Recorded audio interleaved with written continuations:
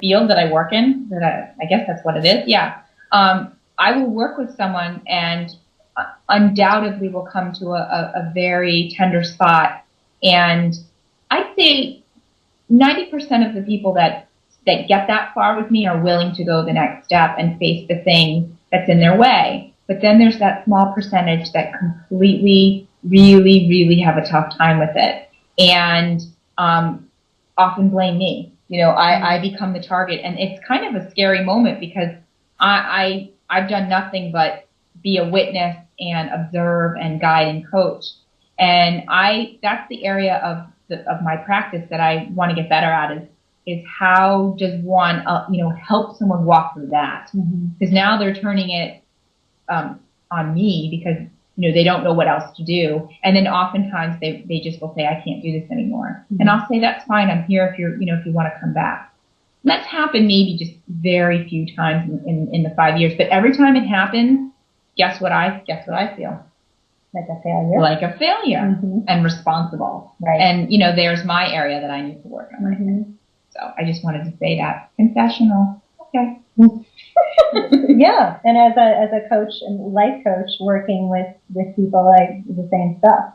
So it's people coming up against their internal walls, and you see what's possible for someone, and they maybe don't anymore. Right. And then all sorts of things might get in their way, including killing the messenger. There's the chat room that's just, they're on fire in there, and they're saying some really cool stuff. Is that Yeah. Can I say what they just said? You can say that. People don't like taking responsibility. I had something like this happen to me within the last 6 months with a client, and I got very sad. But then the second feeling I had was they're not owning the responsibility of their feelings, of their part in the process of developing their work and their writing. And you don't get involved in writing coaching if you're not ready to face some things about your writing and possibly about your own writing process and even your life. You have to be grounded or sort of grounded or want to be grounded and open to that process. Right. Yes, that's it. You can't change people. You can't, what is that, lead a horse to water? And you can't lead them to water. Can't make them drink. Can't make them drink. And Amen. And some of us try harder than others to make that horse drink. Yeah. And I don't work that way. No. I'll bring you all the tools. I'll sit with you till you drink. I will sit. I'm like one of those. I'm like a tick. I will not go away. I'm always here, but can't make you drink. Tick. Yeah, I'm a tick. That's not really good for my business, is it? She's Can we erase that? A good tick. I'm a good tick. Yeah, I'm a happy tick. Yeah, and one of the things, pink, like I'm a pink tick. She's a pink tick, not a black, not a brown one, a deer tick. Forget it. And not one that sucks your blood. Right. Okay, bad analogy. She's more I am a princess tick. I'm like the angel on your shoulder. There I go. Well, yeah, your guide. You're an angel. Yes. And I remember. So what was going on for me in that last little bit? Sorry, Tick. That last little bit of time was I had been going. This deadline, my publishers were very flexible with me and my deadline, because actually my deadline was back in October, which is when I actually finished writing and thinking that I would do 2 weeks of editing. I had no idea. No idea. That's all right.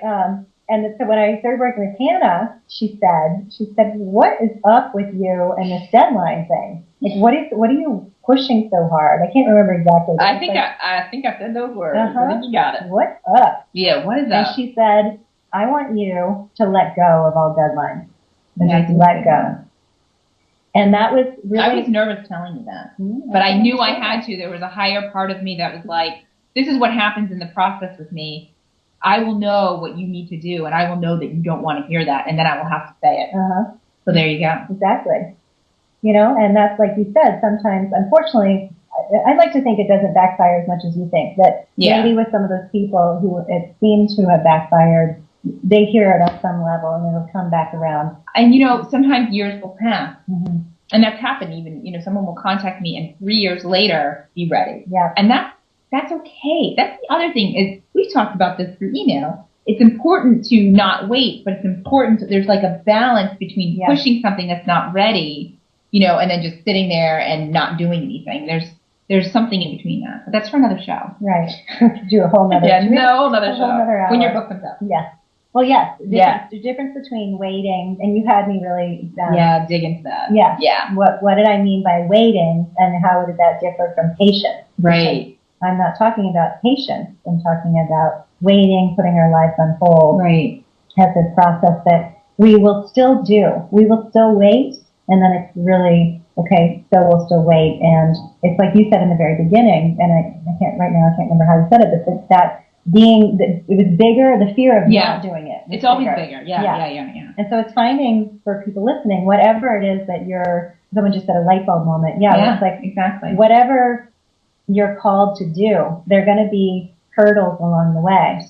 And it's just, if it's a big enough